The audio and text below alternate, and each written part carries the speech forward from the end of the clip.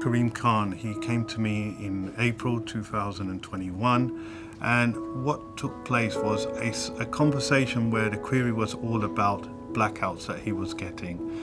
He told me he's in a sheltered accommodation, he lives alone, and what his hobby, he said, what I enjoy doing as a hobby, sleep. That's all I do.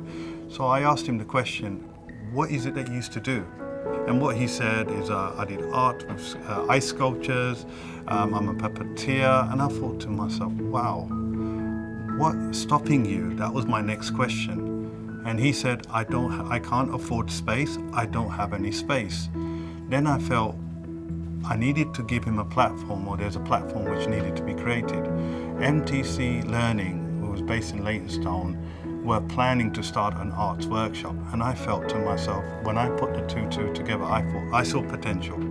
I saw real potential to say, Mr. Kareem is a hidden gem from society, a man with talent who's obviously not been utilised. I felt if he could lead an art workshop, that would be absolutely fantastic for his health, social health and well-being.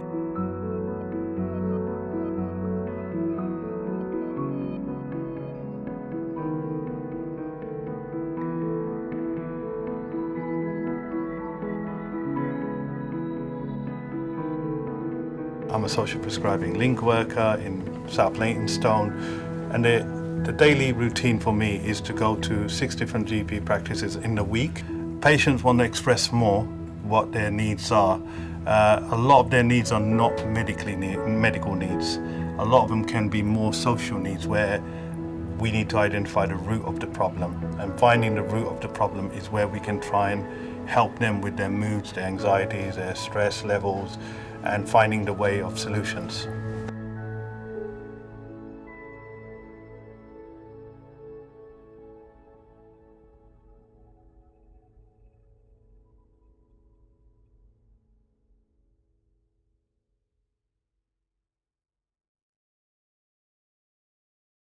The headlines for me is that data can actually help to relieve pressure on our GPs to free up appointments.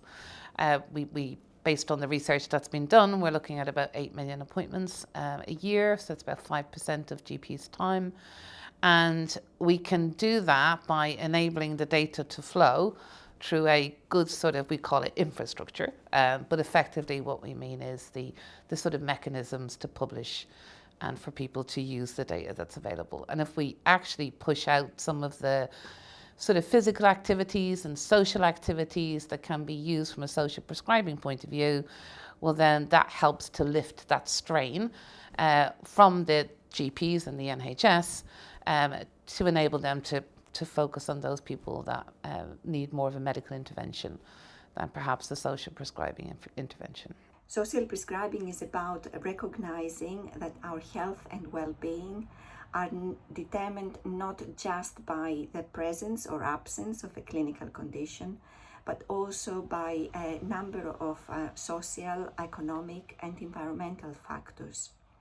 And by using social prescribing, we seek to link people to appropriate community and social care services in order to address their needs in a much more holistic way. Doing a project like this, or take an initiative like this forward, the end game is the people. And I think it sort of brings ODI into the space that people will find it much more accessible to understand what we do, what we're trying to do, and what impact we're trying to have.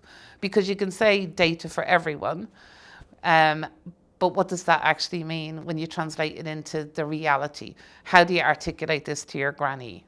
You know, our summit is all about data people, and we want to make sure that at the end of the day, that societal impact is actually having a positive outcome for people. It's like a problem-solving jigsaw puzzle, you could say, where you have an element of a query coming in, you then put the two together or the three together, and with Mr. Kareem's case, it's just brilliant that a plan has come together in the nicest possible way.